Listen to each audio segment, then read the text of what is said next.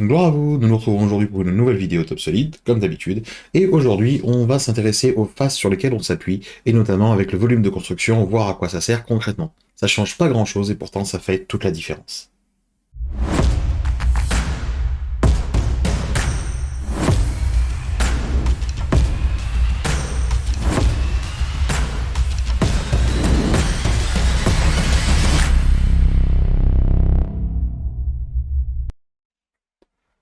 Nous voilà donc avec une esquisse des plus communes, rectangulaire et en avant. Le but du jeu ça va être de l'extruder pour en faire un bloc.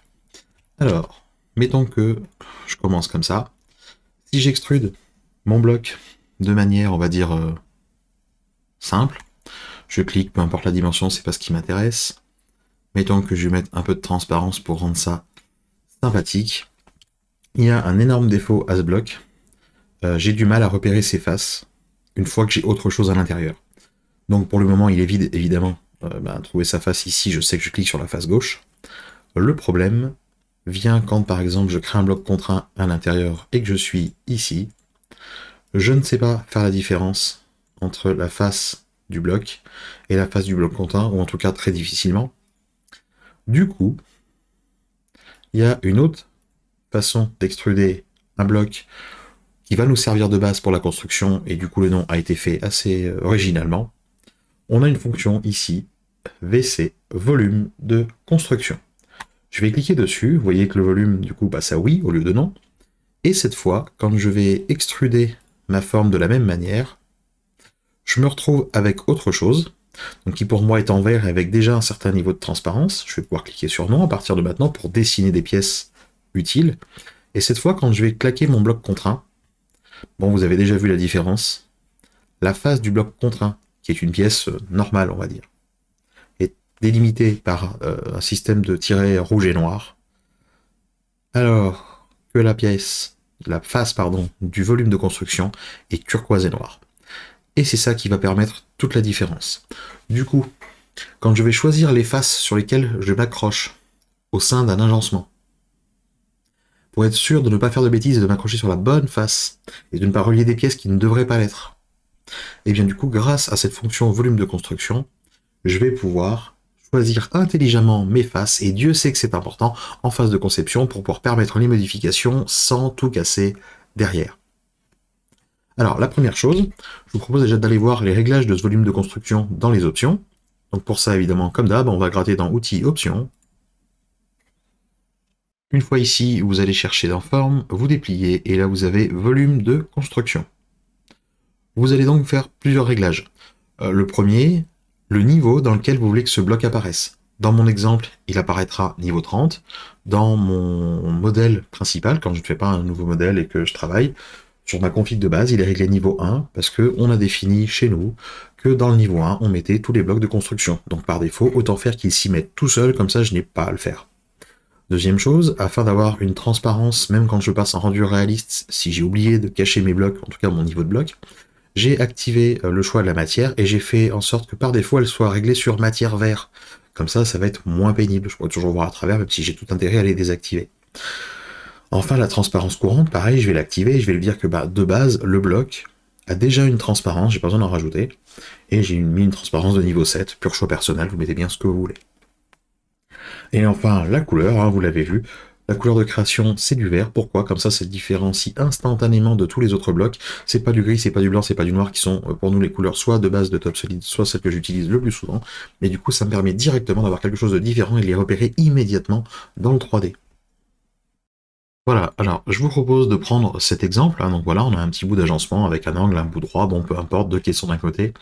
Filler joue, et on va vouloir mettre la plainte tout simplement entre le filler et l'ajout, sauf que voilà, je sais pas encore comment c'est fait, donc j'ai supposé mon agencement, en tout cas j'ai des demandes qui ont été faites, mais peut-être que mon filler de 50, en fait, ça sera peut-être juste un 19, peut-être que ma joue va sauter et que ce sera le côté du meuble qui ira au mur, je ne sais pas encore. Donc du coup, puisque on est des petits malins sur Top Solid et qu'on veut profiter de toute la force de Top Solid, rappelons-le, le fait est que c'est paramétrique et que tout va bouger tout seul, si j'ai bien conçu, si j'ai bien préparé mon agencement, bon ok. Donc profitons de cette force jusqu'au bout. Vous comprenez bien que si, au lieu de m'accrocher ici sur cette face, je m'accroche sur le filler, quelque part je prends un certain risque, le risque que quand je vais bouger le filler, ou enfin, en tout cas l'enlever, au profit d'un autre. La face géométrique va disparaître, ça va me mettre ma plainte en erreur. Alors oui, certes, je saurais corriger facilement, c'est pas le sujet, je maîtrise. C'est le bloc pilote, c'est la face droite, il a perdu, clic droit, reconnecter, on remet la bonne face, oui. Ou alors, ma plainte, chez nous, en agencement, elle vient fleur du meuble, et peu importe le filler, c'est lui qui ira au sol. Même chose de l'autre côté, je ne vais pas m'appuyer sur la joue, je vais bien m'appuyer sur la face du cube, même si, entre guillemets, c'est le même blanc. En termes de géométrie pour top solide, ça change tout, puisque si je m'appuie, on va dire, hop, on va faire l'erreur exprès, je m'appuie sur la joue, hop, je vais mettre juste un petit décalage de 20, pour ma plainte en retrait. Je valide, hein, c'est pas le but de voir le composant aujourd'hui. Hop là, j'ai mon élément, on voit ici que j'ai ma plainte.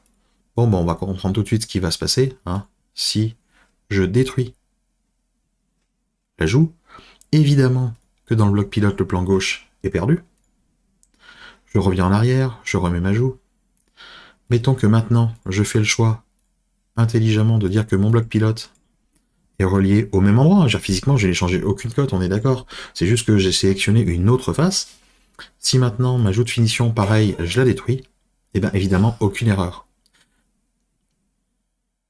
Bon, bah, c'est pas un hasard. C'est juste que géométriquement, je me suis assuré que l'erreur ne serait pas là. Donc si demain, le client me dit, ben voilà, modification, c'est le côté du caisson qui va filer au mur, ce sera pas la joue, je peux supprimer ma joue, j'aurai zéro impact sur mon dessin, parce que dans ma manière même de dessiner, je m'en suis protégé. Et ça, il y en a beaucoup qui l'oublient. Hein. On vous a appris, on vous a dit, on vous a expliqué, magie, top solide, un bouton, top solide, ça se fait tout seul. Non. Top solide, ça se fait tout seul, mais il y a quand même des règles de conception à respecter. C'est-à-dire que, comme un bon menuisier, le meuble, il se monte pas tout seul. Hein. Vous coupez des pièces d'équerre, vous les assemblez 2 à 2, je peux vous faire un angle pas d'équerre. Et ça n'a rien de compliqué, c'est même d'ailleurs ce qui se passe si vous positionnez mal vos pièces. Pourquoi ? Bah parce que quand on monte un meuble, ou quand on monte une œuvre, que ce soit une fenêtre, une porte, quelque chose, eh ben oui, il faut tenir l'équerrage. Donc on va aider, on va mettre du maintien en position, on va faire de la mise en position. Et ben dans Top Solid, c'est pareil, il y a des règles. Hein, sur AutoCAD, vous voulez faire une vue supplémentaire, vous étendez vos traits pour conserver vos alignements. Ça se fait pas tout seul, il n'y a pas de magie. Et Top Solid, c'est un peu pareil, et je crois qu'on a tendance à l'oublier, et c'est un peu dommage. Quand on me dit, bah oui, mais j'ai plus vite fait, regarde, quand je modifie, c'est tout en orange. Oui, je suis d'accord. Est-ce qu'on n'aurait pas perdu des fois 5 minutes au départ, à se poser la bonne question de sur quelle face je m'accroche pour me protéger, et que finalement, bah, l'orange, je l'aurais peut-être évité, ou en tout cas, je n'aurais eu qu'un ou deux, et du coup, vachement plus simple à réparer. Voilà, voilà.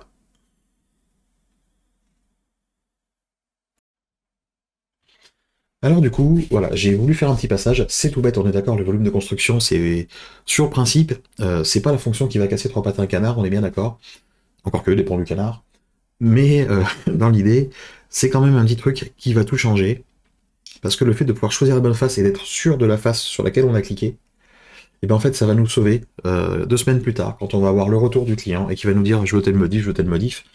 Comme je dis encore une fois, oui la 3D on gagne du temps, mais n'oubliez pas que ce qui craint chez nous, c'est la modif parce qu'on ne sait pas d'où elle va venir. Alors, protégez-vous. Il y a des fois, vous allez créer des liens entre les pièces. Volontaires. J'ai pas été plus loin dans la vidéo, mais par exemple, moi, l'étape d'après, après la plainte, c'est de poser les pieds. Et dans notre schéma de conception sur Top Solid, de base, je dis pas qu'il n'y a pas des cas particuliers, mais de base, on met d'abord la plainte, ensuite les pieds. Pourquoi ?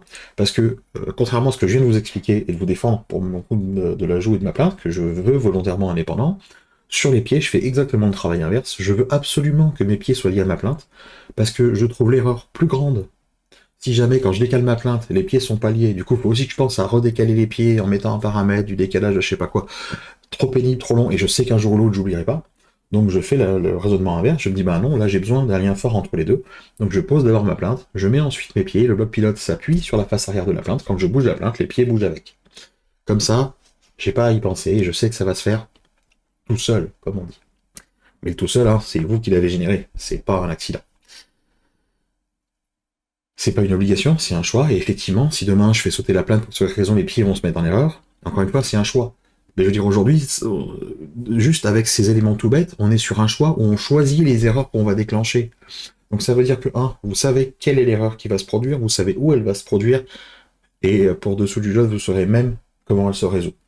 Bon, quand vous en êtes à générer les erreurs qui vous arrangent pour qu'elles tombent comme vous le voulez, ça va. En vrai, ça va.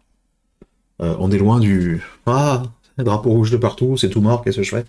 Non, bah non, on est sur un autre niveau. Et ça demande pas une maîtrise de fou, mais ça demande de se gratter la tête. Parce que oui, il y a une expérience de conception de menuisier. Évidemment, hein, on a besoin que le meuble ça se tienne, on a besoin que ça se monte, on a besoin que l'agencement soit réalisable, on a besoin même mieux qu'il soit posable. Hein, parce qu'il y a des fois c'est fabricable à l'atelier, mais une fois en pose, on est comme deux gens gentils et c'est dommage. Hein, on peut pas redresser le meuble, ça passe pas, ça rentre pas, ça se monte pas. Donc oui, non, il y a cette finesse-là, évidemment. Mais attention, TopSolid est un super outil, on peut faire plein de choses avec, mais du coup, ça veut dire que lui aussi va demander de la compétence, et ça se fait tout seul. Même avec une super bibliothèque, même avec des super composants, vous facilitez les choses, mais il y a un moment, il n'y a pas de magie. Et se poser la question de est-ce que je me suis accroché sur la bonne face au moment où je clique, je suis pas sûr que ce soit une si grosse perte de temps que ça, surtout en cas de modif. Et encore une fois, je vous pose la question, depuis le début que vous tracez sur TopSolid ou même dans l'agencement pour plus loin, parce que de toute façon ça tient même pas du logiciel, vous avez balancé les agencements déjà zéro modif. Juste hop, boum, c'est bon du premier coup et on envoie. Bon bah moi pas encore. Et j'ai pas croisé grand monde à qui c'est arrivé, ou en tout cas vraiment pas souvent. Et bah du coup protégez-vous-en. Vous savez que vous allez avoir une modif. Cherchez pas la bagarre. Voilà, bah écoutez, désolé pour ce petit laïus de fin qui peut-être est peut-être pas aussi long que la démonstration de la vidéo, mais ma foi, il me semblait important d'en parler, parce que c'est un élément tout simple, mais qui règle pas 90% des problèmes, mais en tout cas beaucoup, beaucoup. Donc voilà. Et bien écoutez, en espérant que ce tuto vous aide encore une fois, et puis amusez-vous bien.